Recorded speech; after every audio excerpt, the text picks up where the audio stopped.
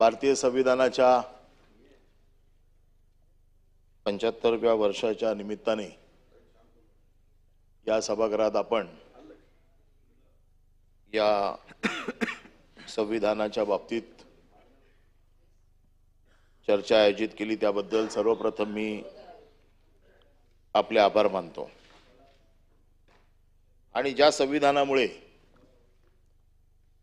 आज आपण सगळे इथे बसलो आहोत, ज्यांना सगळ्यांना इथे बसण्याचा अधिकार मिळालेला आहे आणि ज्यांनी हे संविधान लिहिलं, त्यांच्या पुण्याईच्या जोरावर आपला देश आज महासत्ता होण्याच्या मार्गावर आहे। त्या परमपूज्य डॉक्टर बाबासाहेब आंबेडकर यांना मी मनापासून नमस्कार करतो आणि माझे विचार मांडतो। मी आपलं नाव घेणार आहे, पण त्यांच्यासारखं नाही। अच्छा अच्छा,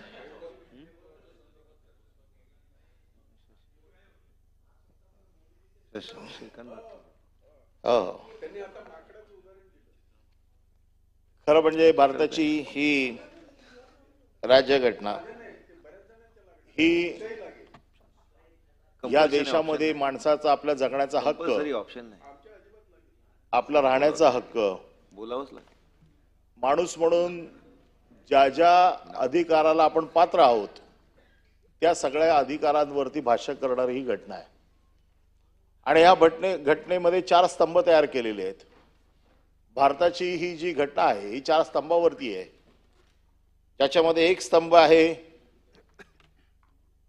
ज्युडिशरी, एक स्तंभ आहे पार्लमेंट, एक स्तंभ आहे मीडिया आणि चौथा स्तंभ आहे ऍडमिनिस्ट्रेशन।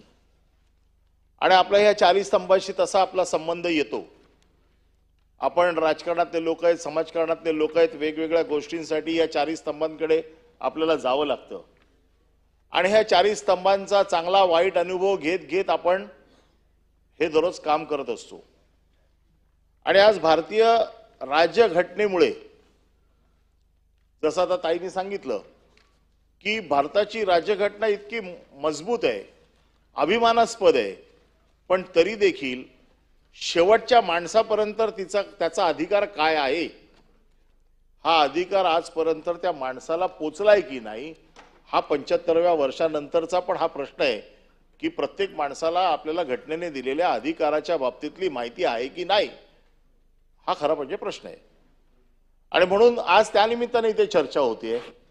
काही लोक या निमित्ताने आपले अधिकार जाणून घेतील, परंतु ज्या समाजामध्ये राहतो त्या समाजामध्ये या घटनेचं महत्त्व, त्या समाजामध्ये या घटनेमुळे आपल्याला प्राप्त झालेले अधिकार, या सगळ्यावरती ज्या वेळेला चर्चा होते त्यावेळेला ह्या घटनेचं महत्त्व किती आहे हे आपल्याला कळायला लागतं।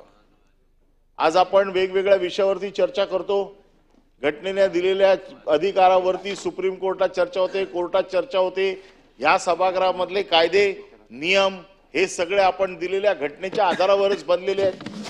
आणि हक्क सभागृह, खालचं सभागृह असेल, वरचं सभागृह असेल, लोकसभा असेल, राज्यसभा असेल, हे संसदेचे जे काही कायदे आहेत, नियम आहेत, हे या राज्यघटनेशी सगळे संबंधित आहेत।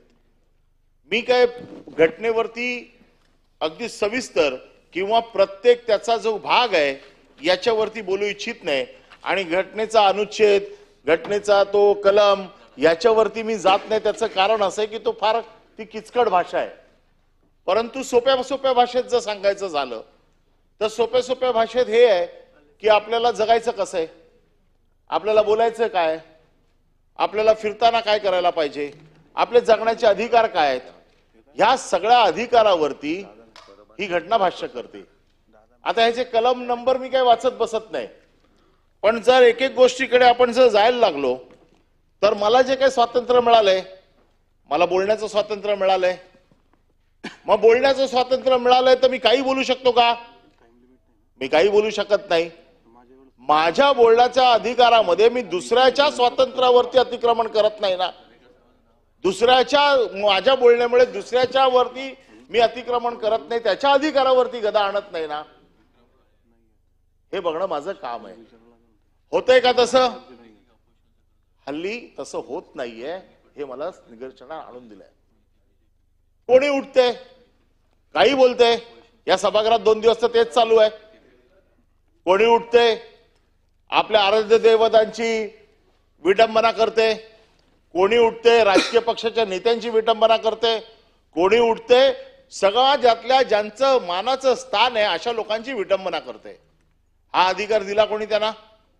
या अधिकाराच्या बाबतीमध्ये सोयीचं राजकारण बघू नका. न्याय हा सगळ्यांना आहे, कारण घटनेचा मूळ जो पाया आहे हा समानतेचा आहे. हा समानतेचा पाया आहे. तुम्हाला आणि मला समान अधिकार आहे. धर्माच्या सगळ्या लोकांना समान अधिकार आहे. मी काय खायचं, मी कसं वागायचं, मी कसं राहायचं, हा अधिकार माझा आहे. जोपर्यंत त्याचा त्रास दुसऱ्याला होत नाही तोपर्यंत तो अधिकार माझा आहे. मी काय खायचं, हल्ली काय झालंय, मी मांसाहार खायचा नाही आणि मी जर मांसाहारी असेल तर मला सोसायटीमध्ये घर मिळणार नाही. दिला कोणी अधिकार? हा घटनेने दिला. आणि मग अशा लोकांवरती कारवाई होणार नाही तर काय होणार? अशा लोकांच्या बाबतीमध्ये मी काय खायचं,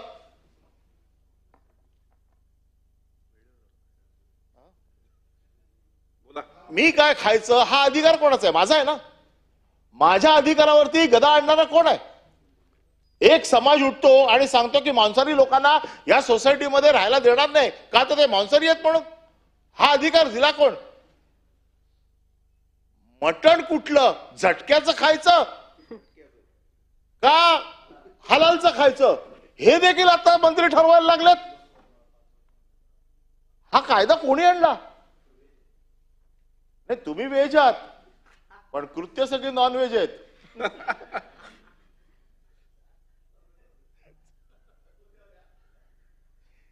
त्याच्यामुळे मटण कुठलं खायचं हे काय चाललंय सभागृहात? ज्या घटनेच्या आधारावरती, ज्या घटनेने मला अधिकार दिलाय, ज्या घटनेने मला राहण्याचा अधिकार दिलाय, खाण्याचा अधिकार दिलाय, मंत्री उठतायत आणि सांगतायत मल्हार असेल तरच खायचं नाही तर खायचं नाही. म्हणजे तुम्ही काय करताय? 2 धर्मामध्ये तुम्ही तेढ करताय, 2 धर्मामध्ये तुम्ही फूट पाडताय. ज्या काय आता सध्या जे काय महाराष्ट्रात वातावरण आहे, जातीय दंगलीच्या पार्श्वभूमीवरती वातावरण तयार केलं जाते. आम्ही देखील हिंदू आहोत आणि हिंदू असल्याचा मला सार्थ अभिमान आहे. हिंदू असल्याचा मला बिलकुल दुःख नाही, अभिमान आहोत. परंतु मला बाळासाहेबांनी हे शिकवलं नाहीये की तू हिंदू आहे म्हणून रस्त्यावरती जाणाऱ्या प्रत्येक मुसलमानाची मान छाटून टाक. बाळासाहेबांनी काय सांगितलं की जे कोण असतील, मग ते हिंदू असो नाही तर मुस्लिम असोत, जर या देशाच्या विरोधात काम करणार असतील, या देशाच्या विरोधात जर ते काम करणार असतील, मग तो कोणी असो, तो आपल्या देशाचा शत्रू आहे. दुर्दैवाने त्यावेळेला जे काय बॉम्ब झाले, ज्या काय गोष्टी झाल्या, याच्यामध्ये मुस्लिम समाजाचे लोक आढळले आणि म्हणून बाळासाहेबांची ती सगळी वाक्य त्यावेळेला होती. आज काय झालंय? माझ्या इकडे एक सोसायटीमध्ये एक नेपाळी वॉचमॅन आहे, अख्खा रात्र ओरडत असतो जागते रहो, आणि त्याला असं वाटतं की त्याच्यामुळे आम्ही सगळे सुरक्षित आहोत. तसा एक नेपाळी महाराष्ट्रात फिरतोय आणि त्याला असं वाटतं त्याच्यामुळे हिंदू धर्म टिकलाय. त्याचा असा समज झालाय. हल्ली काय शाल बिल घेऊन अशी म्हणजे समज झालाय. अरे त्यांच्या जीवावर नाही, हिंदू धर्म सांभाळायला आम्ही समर्थ आहोत. आमच्यात तेवढी ताकद आहे हिंदू धर्म सांभाळायची. परंतु माझ्या धर्माने किंवा मला ज्यांनी शिकवण दिली त्यांनी हे शिकवलं नाही, स्वतःच्या धर्माचं रक्षण करताना दुसऱ्याच्या धर्मावरती जाणीवपूर्वक अन्याय करणार नाही याची काळजी घ्यायला मला शिकवलेलं आहे. आणि त्याच्यामुळे जाती जाती तेढ वाढवणं, ज्या काय मागच्या काही दिवसातल्या ज्या काही घटना आहेत, ह्या घटना तुम्ही सगळ्या बघा, जाती जातीमध्ये तेढ वाढवण्याचं काम केलं जाते. वेगवेगळ्या गोष्टींवरती इथे सकाळपासून चर्चा झाली. मी त्या सगळ्या गोष्टी जात नाही, कारण तसं जर गेलो तर मला 2 दिवस या राज्यघटनेवरती बोलू शकतो. परंतु माझं म्हणणं असं आहे की ज्या घटनेने मला अधिकार दिलेत त्या घटनेच्या माझ्या अधिकाराची पायमल्ली करण्याचा अधिकार ना मला आहे विरोधक म्हणून, ना सत्ताधाऱ्यांना आहे. हा कोणालाच अधिकार नाहीये. हा मला राज्यघटनेने दिलेला अधिकार आहे. आणि म्हणून मग मला राहायचं कसं, मला बोलायचं काय, मला खायचं काय, याचे अधिकार दुसरा कोणी ठरवू शकत नाही. हा माझा जन्मसिद्ध अधिकार आहे आणि तो मी बजावणारच. त्याच्यामध्ये दुसऱ्या कोणाचाही हस्तक्षेप हा मला मान्य नाही आणि तो मान्य करू पण देणार नाही. याचबरोबर आपलं राज्य संघराज्य आहे, आपला देश संघराज्याच्या पद्धतीने चाललाय. केंद्र सरकार, युनियन टेरिटरी अशा वेगवेगळ्या भागामध्ये याची सगळी रचना केली गेलेली आहे. संघाचे अधिकार केंद्राचे अधिकार केंद्राकडे आहेत, राज्याचे अधिकार राज्याकडे आहेत, युनियन टेरिटरीचे अधिकार युनियन टेरिटरीकडे आहेत. परंतु सगळ्या एकमेकाच्या अधिकारावरती अतिक्रमण करण्याचे काम चाललंय. मला जी काही माहिती आहे किंवा जी माझ्या वाचनामध्ये आहे, युद्धजन्य परिस्थिती, आपत्कालीन परिस्थिती, नैसर्गिक संकट अशामध्ये केंद्राचे अधिकार असतात. युद्ध याच्यामध्ये केंद्राचे अधिकार असतात. बाकी सगळे अधिकार हे राज्यांकडे असतात. परंतु आणि राज्यांना मदत करणं, राज्यांचा निधीचा समानता राखणं, राज्यांना उत्कर्ष राज्यांचा होण्यासाठी त्यांना जी काही मदत लागणं ती देणं, परराष्ट्र धोरण आखणं, ह्या गोष्टी केंद्राच्या अखत्यारीत येतात. परंतु सध्या चाललंय काय, प्रत्येक राज्यामध्ये जिकडे तुमचं सरकार आहे त्याच राज्यांना फक्त मदत मिळते, बाकीच्या राज्यांना मदत मिळत नाहीये. बाकीची राज्य भिकेचा कटोरा घेऊन केंद्र सरकारच्या समोर उभे आहेत. हा सगळीकडे तुमचंच आहे, म्हणून भिकेचा कटोरा घेऊन उभं राहायचंय. हा मणिपूरमध्ये पण आहे.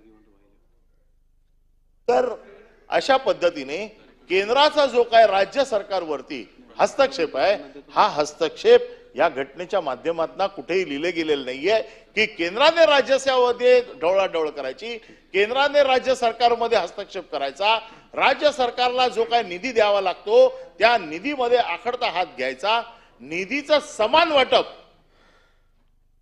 हा या घटनेमध्ये दिलेला माझा अधिकार आहे. आता निधीचं समान वाटप केंद्र आणि राज्यामध्ये तर तफावत आहेच, तिकडे तो दुजाभाव आहेच, पण तो दुजाभाव राज्यामध्ये पण आहे. हा दुजाभाव निधीचं वाटप करताना ज्या पद्धतीने दुजाभाव केला जातोय, माझ्याकडे आज माझा मतदारसंघ आहे, ज्या मतदारसंघामध्ये महायुतीचा आमदार नाही, या मतदारसंघामध्ये निवडणुकीच्या अगोदर 100 ते 200 कोटी रुपये पर्यंत पैसे दिले गेले. 100 ते 200 कोटी रुपये आपल्याला हवे असतील तर मी आपल्याला वर्क ऑर्डर आणून देतो. एखाद्या मतदारसंघामध्ये म्हणजे मुंबई सारखा, मी आता मुंबईचं बोलतो, 100 कोटी, जिथे प्रत्येक वर्षी मला 13 ते 14 कोटी रुपये मिळतात, ज्या 15 कोटीमध्ये माझा मतदारसंघाचं सगळी कामं होतात, त्या मतदारसंघामध्ये 100 कोटीच्या वर्क ऑर्डर दिल्या गेल्या. मग त्या नगरविकास खात्यामध्ये दिल्या गेल्या, पालकमंत्र्यांच्या माध्यमातून दिल्या गेल्या, डीपीडीसी मधून दिल्या गेल्या. आता हे 100 ते 150 कोटी रुपये कोणाचे आहेत? हे करदात्याचे आहेत, हे माझे आहेत. मग मी ज्या वॉर्डामध्ये त्यांचा आमदार नाही त्या वॉर्डात राहतो, त्या वॉर्डात जर माझा निधी आला नाही, त्या वॉर्डात माझं कामं झाली नाही, त्या वॉर्डातले माझे रस्ते झाले नाही, त्या वॉर्डातल्या माझ्या नागरिक सुविधा झाल्या नाहीत, त्या वॉर्डातला मला विकास कामाचा जो अपेक्षित आहे, ज्याचा अधिकार मला या पुस्तकाने दिलेला आहे, त्या वॉर्डामध्ये जर निधीचं असमान वाटप होत असेल त्याला जबाबदार कोण? हा अधिकार दिलाय तुम्हाला राज्यघटनेने.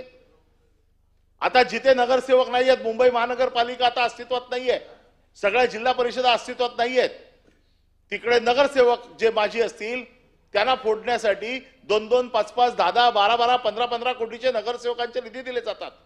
माझा काय दोष आहे की मी त्या वॉर्डात राहतो ज्या वॉर्डामध्ये माझा नगरसेवक नाहीये, त्या राजकीय पक्षाचा नगरसेवक नाही, त्या वॉर्डाला, एका वॉर्डाला पैसे मिळतात, एका वॉर्डाला पैसे मिळत नाही. ही असमानता, निधीचं असमान वाटप ही या घटनेमध्ये अभिप्रेत आहे.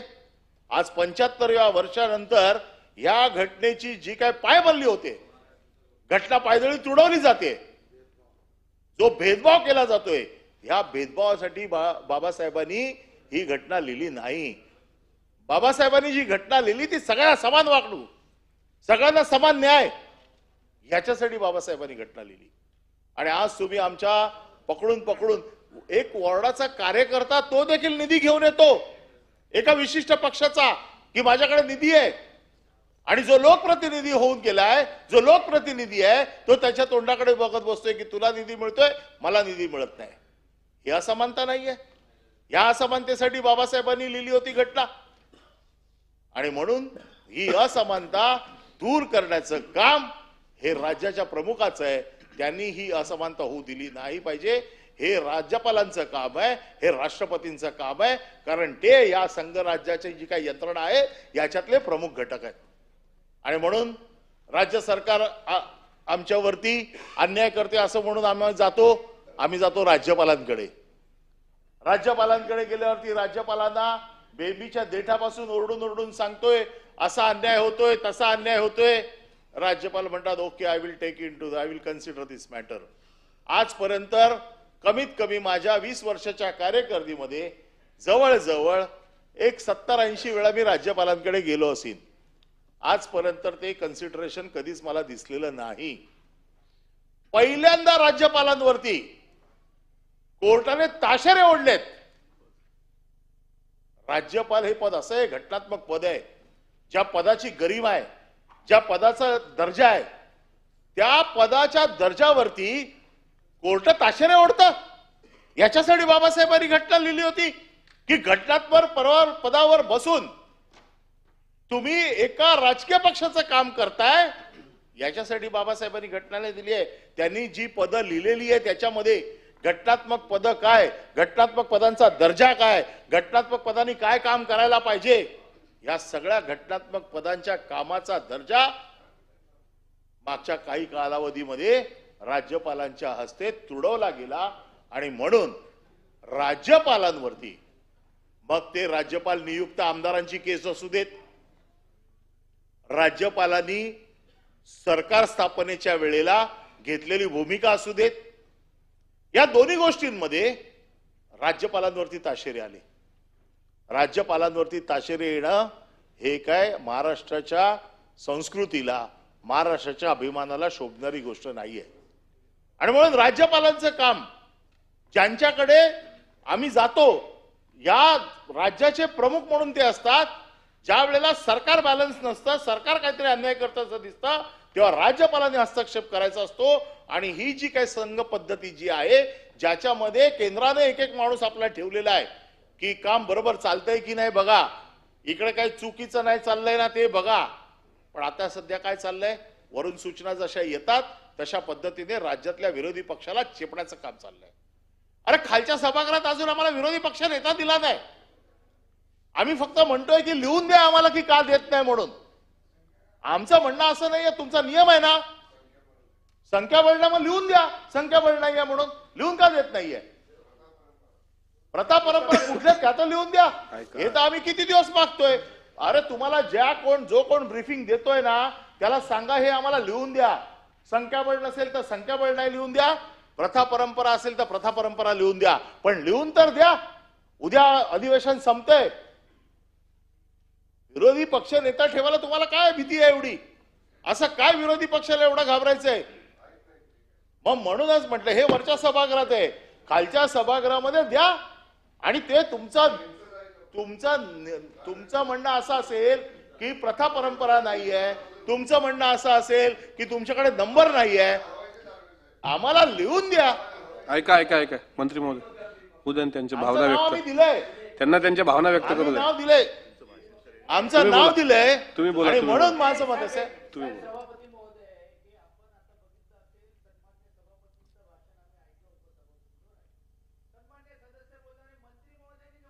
बोलायचं बसून नाही, आपण घटनेवर चर्चा करतोय. त्यांना जे बोलू बोलायचं असेल तर परत त्यांनी बोलावं ना. परब साहेब तुम्ही चेअरकडे पाहून बोला.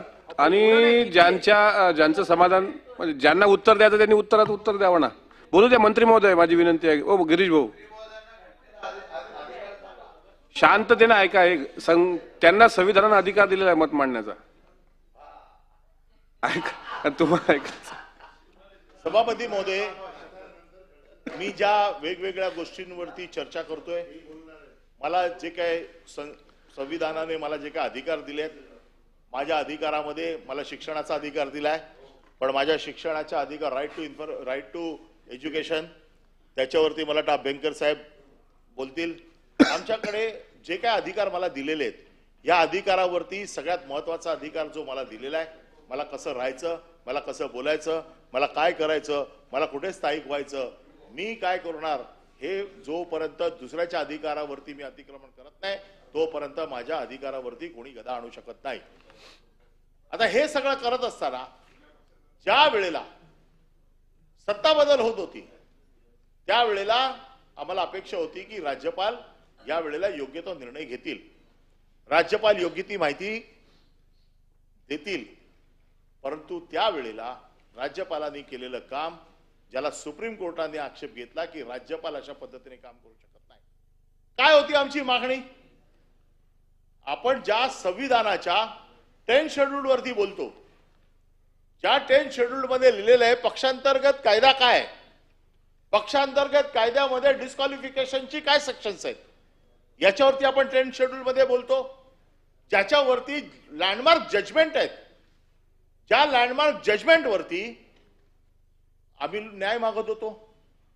जसे तुम्ही 4 स्तंभ सांगितले, लोकशाहीच्या 4 स्तंभांकडे आम्ही ह्या संविधानाच्या माध्यमातून लोकशाहीच्या या स्तंभांकडे जातोय. लोकशाहीचा एक स्तंभ निवडणूक आयोग आहे, ज्याच्यामध्ये तो एका स्तंभाच्या खाली त्याचं पोटस्तंभ आहे. ह्या निवडणूक आयोगाकडे आम्ही मागितला न्याय, निवडणूक आयोगाने न्याय मागितला, तो दिला नाही. ज्या वेळेला सुभाष देसाईंच्या केसमध्ये सुप्रीम कोर्टाने सगळे ऑब्झर्वेशन्स दिली, सुप्रीम कोर्टाने 8 महिने हे सगळं प्रकरण ऐकलं. या प्रकरणामध्ये सुप्रीम कोर्टाने फक्त जजमेंट दिली नाही, कारण त्यांचं म्हणणं असं होतं की सभागृहाच्या कामाचं जजमेंट देण्याचा अधिकार हा सभापतीला आहे किंवा अध्यक्षाला आहे. परंतु कंप्लीट ऑब्झर्वेशन लिहून तुम्हाला ज्या वेळेला जजमेंट दिलं जातं, ज्या वेळेला तुमच्या हातात पेपर येतो, त्या ऑब्झर्वेशन वरती फक्त ऍक्ट करायचं असतं, त्याच्यावरती फक्त कारवाई करायची असते. तर तुम्ही सगळी पूर्णपणे त्याच्यावरती सुनावणी घेतली, त्याच्यावरती पूर्णपणे पुन्हा सुनावणी झाली. ज्या सुप्रीम कोर्टाने सरळ सरळ स्पष्ट सांगितलं की शेड्यूल 10 प्रमाणे डिस्क्वालिफिकेशन मध्ये merger is the only option, आणि ते सुद्धा merger it should be 2/3 majority. जर 2/3 मेजॉरिटीच्या शिवाय मर्जर नसेल तर you are liable for disqualification. सगळं लिहून आलेलं आहे, सगळं बघितलं. तरी देखील अध्यक्षांनी काय केलं?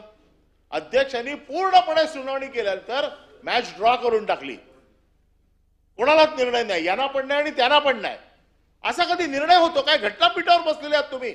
आम्ही जर दोषी असेल तर सांगा दोषी आहे, आम्ही जर निर्दोषी असाल तर सांगा निर्दोष आहे. परंतु वेळ काढून पूर्णपणे हा जवळजवळ 2.5 वर्षाचा कालावधी घेतला गेला. म्हणून आम्ही सुप्रीम कोर्टात गेलोय. आज सुप्रीम कोर्टामध्ये याचा निर्णयच लागलेला नाहीये. हो कंटेम काय काय का सुप्रीम कोर्टामध्ये मी आज गेले 2.5 वर्ष लढतोय. आज सुप्रीम कोर्टात ह्याचा निर्णय लागला नाही. जस्टिस डिलाइड जस्टिस डिलाइड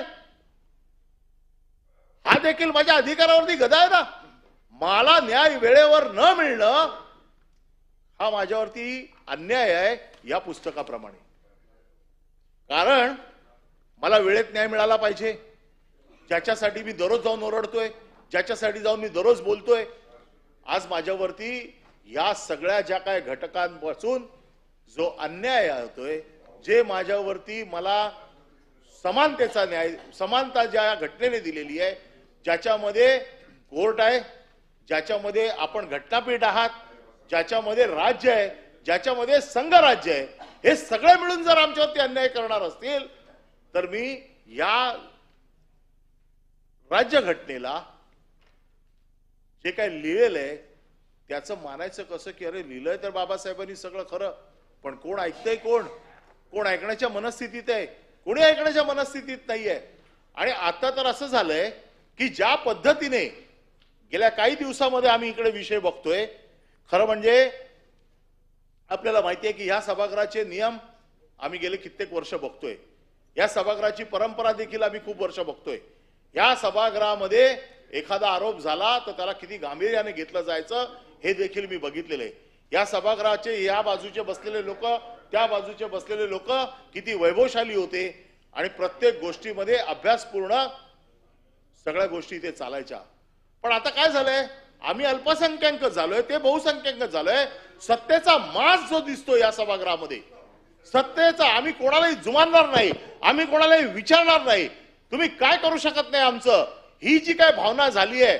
आणि अल्पसंख्याकांमध्ये जसं गडकरी साहेब नेहमी सांगायचे, सत्तेचा माज देखील असू नये आणि अल्पसंख्याक असला म्हणून न्यूनगंड देखील असू नये, परंतु सत्तेचा माज वारंवार दिसतोय. ज्या पद्धतीने विरोधकांना उडवून लावलं जाते, ज्या पद्धतीने विरोधकांना चेपलं जाते. आता साधी गोष्ट आहे की आम्ही उपसभापतींवरती आम्ही रिमोल प्रस्ताव आणला. हा रिमोल प्रस्ताव जो नियमामध्ये बसलेला आहे, सेक्शन 11 मध्ये आम्ही तुमच्याकडे रिमोल प्रस्ताव दिला. या सेक्शन 11 मध्ये ज्यावेळेला रिमोल प्रस्ताव दिला, त्या रिमोल प्रस्तावाप्रमाणे नियमाप्रमाणे 14 दिवस आम्हाला थांबायचे. 14 दिवसाच्या नंतर आम्ही उभे राहणार, 10 लोक आमचे उभे राहणार आणि आपल्याकडे प्रस्ताव मांडणार. 10 पेक्षा कमी असेल तर आपण आमचा प्रस्ताव नाकारा, परंतु 10 पेक्षा जास्त असेल तर तुम्हाला 7 दिवसाची वेळ आहे की कुठल्या दिवशी तो प्रस्ताव तुम्ही घेतला पाहिजे. आपण काय केलं, मला या पुस्तकामध्ये कुठे असं दाखवा की ज्याच्या आधारावरती तुम्ही त्या दिवशी माझा रिमोल प्रस्ताव नाकारला. रिमोल प्रस्ताव नाकारला, तुम्ही प्रथा परंपरेच्या जोरावरती रिमोल प्रस्ताव मागता.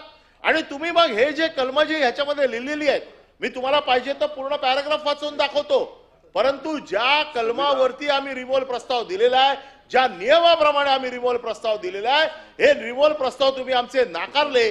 केवळ कुठल्या प्रथा परंपरेचे एक वाक्य त्याच्यामध्ये टाकून तुम्ही रिमोल प्रस्ताव आमचा नाकारलेला आहे. रिमोल प्रस्ताव तर नाकारलाच, परंतु लगेच पॉइंट ऑफ इन्फॉर्मेशन मध्ये संविधानिक अधिकार आहेत तुम्ही विश्वासदर्शक ठराव आणला. म्हणजे एका बाजूने तुम्ही आमचा रिमोल प्रस्ताव नाकारता आणि 23 मध्ये तुम्ही प्रस्ताव स्वीकारता. मग जर प्रस्ताव स्वीकारला तर तो कुठल्या कायद्याने प्रस्ताव आणला? तुमच्या ऑर्डर ऑफ द डे मध्ये प्रस्ताव होता का? त्या प्रस्तावावरती सूचक अनुमोदक तुम्ही कोणी घेतलेत का? किंवा त्या प्रस्तावाची पूर्ण प्रोसिजर तुम्ही फॉलो केली का? आणि केवळ तुम्ही घटनापीठावर बसलेले आहात. तुमचा निर्णय आम्ही कोर्टात चॅलेंज करू शकत नाही. या एका अमरेलाच्या खाली तुम्ही विरोधकांना चिरडण्याचं काम करताय. आणि म्हणून आम्ही आता सभापतींवरती अविश्वास दिलेला आहे. त्याच्यामध्ये तुम्ही अगोदर काय म्हटलं, आमच्या अविश्वास म्हणजे रिमोल प्रस्ताव नाकारताना की स्पेसिफिक कारण दिलं नाही म्हणून आम्ही नाकारतोय. ते सुद्धा कुठलं, प्रथा परंपरेचं कुठलं तरी एका पुस्तकातलं, घटनेतलं नाही. घटनेमध्ये अतिशय स्पष्ट प्रोव्हिजन आहे. घटनेमध्ये लिहिलेलं आहे 14 दिवसाची नोटीस, 10 लोक उभी, त्याच्यानंतर 7 दिवसाने हा रिमोल प्रस्ताव तुम्हाला घ्यावाच लागेल. अरे तुमच्या दिमागात तर मेजॉरिटीवरती पाडा ना आमचा प्रस्ताव, आमचं म्हणणं तर बोलू द्यात. आणि तुमच्यात पाडायची ताकद असेल तर तुम्ही पाडा, तुमच्याकडे मेजॉरिटी आहे. आणि म्हणून संविधानावर चर्चा आहे, संविधानामधलाच विषय, त्यांचे संविधानिक आता अधिकार कलमच सांगतो. कायम राहू द्या. बोला बोला बोला. संविधानावरती आहे, संविधानाचं आहे. हो. कोण ऑब्जेक्शन घेत आहे? कोणीच ऑब्जेक्शन नाही बोलत. हे वैयक्तिक काय, हे संविधानामध्ये लिहिलेलं आहे. संविधानाच्या कलमा 161 प्रमाणे 11 प्रमाणे नोटीस दिली आहे. आता कलम पण सांगतो. नाही तर महत्वाचा विषय असा आहे की त्या घटनापीठावरती बसलेल्या माणसाने सर्वप्रथम संविधानाचा आदर केला पाहिजे, अशी माझी प्रामाणिक अपेक्षा आहे. जर तुम्ही आम्हाला चिरडणारच असाल, तुम्ही आम्हाला संविधानाचा आदर घेऊन ज्या पद्धतीने या संविधानामध्ये जी काही कलमं दिलेली आहेत, या कलमांच्या आधारावरती मी जे काही प्रस्ताव या सभागृहात मांडतो. बघा, हे सभागृह हे वरिष्ठांचं सभागृह आहे. या सभागृहामध्ये चर्चा अपेक्षित आहे. या सभागृहामध्ये बुद्धिजीवी लोक येतात असं म्हणतात. आणि बुद्धिजीवी लोकांचं जर ऐकलं जाणार नसेल, केवळ जर तुम्ही दंडुकेशाहीवरती किंवा तुमच्या मेजॉरिटीच्या ताकदीवरती हे सभागृह चालवणार असाल तर हे सभागृह चालवू नका, अशी माझी अपेक्षा आहे. या सभागृहामध्ये कायद्याचा जर सखोल अभ्यास नाही केला गेला, या सभागृहामध्ये कायदा जर व्यवस्थित तयार केला नाही गेला, हे कायदे मंडळ आहे. इकडे काही लोक टाइमपासला येत नाहीत. आणि इकडे ह्या ज्या काही कॅटेगरीज बनवलेल्या आहेत, शिक्षकांमधना, पदवीधरांमधना, उच्च शिक्षकमधना, राज्यपालांकडनं, या कॅटेगरी कशाला पाठवल्या? ते तज्ञ लोक पाठवतात त्याच्यामध्ये की त्यांनी त्या विषयामध्ये अभ्यास करून आपलं बंड मांडायचंय. आणि केवळ जर ताकदीच्या जोरावरती, मेजॉरिटीच्या जोरावरती जर विरोधकांना जर आपण दाबणार असाल तर ही चर्चा आपली निष्फळ आहे. आणि म्हणून या चर्चेच्या माध्यमातून मी एवढीच मागणी करतो की आमचे जे काही जगण्याचे हक्क आहेत, किंवा आमदार म्हणून आमचे जे काही हक्क आहेत, विरोधी पक्ष म्हणून माझा जो काही हक्क आहे, जो मला ह्या संविधानाने दिलेला आहे, या संविधानाचा हक्क मला बजावता आला पाहिजे आणि त्याचं रक्षण करण्याची जबाबदारी संविधानाने घटनापीठाला दिलेली आहे. आणि म्हणून माझी आपल्याकडनं अपेक्षा आहे की आपण घटनापीठात आपण या सगळ्या गोष्टींची काळजी घेतली पाहिजे. आपण ही चर्चा आज आपण ती आयोजित केलेली आहे. ह्या चर्चेच्या माध्यमातून संविधानातल्या चांगल्या गोष्टींवरती तर चर्चा आहेच, त्याचा आम्हाला अभिमान आहे. पण संविधानाचा जो दुरुपयोग होत असेल, संविधानाच्या माध्यमातून विरोधी पक्षाला उखडून टाकण्याचं काम होत असेल, संविधानामधनं विरोधी पक्षाच्या कार्यकर्त्यांना जर सपोर्टाचं काम होणार असेल, तर या संविधानाचा अपमान हा 75व्या वर्षात होतोय असं माझं स्पष्ट मत आहे. आणि म्हणून मी एवढंच सांगू इच्छितो की या संविधानाचा अपमान आपण होऊ देऊ नका. सभापतींवरती अविश्वासाचा ठराव आलेला आहे. उपसभापतींचा विश्वासाचा ठराव तुम्ही मान्य केला. आता या संविधानामध्ये तरतूद आहे. तरतूद काय?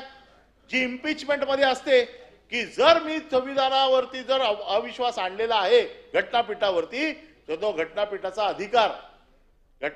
अधिकारी त्या खुर्चीत बसत नाही. हा मुद्दा मी मांडला होता. आपण लिहिलेलं आहे, कलम काढून बघा. या कलमामध्ये लिहिलेलं आहे, 185 मध्ये लिहिलेलं आहे संविधानाच्या, की ज्या वेळेला तुमच्यावरती असा कुठलाही ठराव येतो, तो ठराव ज्या वेळेला विचाराधीन असतो त्यावेळेला अध्यक्ष सभागृहात हजर जरी असेल तरी अध्यक्षाने बसायचं नसतं तिकडे. हे मी मांडलं होतं. घटनापीठाने उडवून लावलं. का उडवून लावलं? नियमात आहे, संविधानात आहे, नियमाच्या पुस्तकात आहे, तरी तुम्ही उडवून लावताय. काही जे रुलिंग देताय, मला जे रुलिंग 2 दिलेली आहेत ती केवळ हायकोर्टात चॅलेंज करता येत नाहीत म्हणून मी ऐकतोय आणि माझ्या मनाच्या विरोधात मी गपचूप बसतोय. आता मी जे रुलिंग दिला, तर मग जोपर्यंत सभापतींवरती माझा अविश्वासाचा प्रस्ताव आहे तोपर्यंत या खुर्चीमध्ये अध्यक्षांना सभापतींना बसण्याचा अधिकार आहे की नाही याचं देखील रुलिंग मला पाहिजे. आणि हे जर रुलिंग जर माझं बरोबर असेल, आता केवळ मला कोर्टात जाता येत नाही म्हणून तुम्ही रुलिंग फेटाळून लावाल, कुठलं तरी तुम्ही प्रथा परंपरा काढाल आणि त्याच्यामध्ये फेटाळून लावाल. परंतु माझी तुम्हाला एकच विनंती आहे की ह्या संविधानावरती चर्चा आयोजित केलेली आहे. या संविधानाचा आदर राखण्यासाठी आपण इथे सगळे बसलेलो आहोत. ह्याच्या पुढे देखील आपण कृपया ही काळजी घ्या की आम्ही जर अल्पमतात जरी असलो तरी आमचा जगण्याचा अधिकार, आमचा बोलण्याचा अधिकार, आमचा काम करण्याचा अधिकार हा कायम ठेवण्याची जबाबदारी ही घटनापीठाची आहे. आणि संविधानाने घटनापीठाला दिलेल्या अधिकारामध्ये आपण त्याचं रक्षण कराल अशी आपल्याकडनं अपेक्षा करतो आणि मी माझं भाषण थांबवतो. धन्यवाद. आता यानंतर सन्माननीय सदस्य प्रवीण दरेकर साहेबांचं नाव आहे, पण ते सभागृहात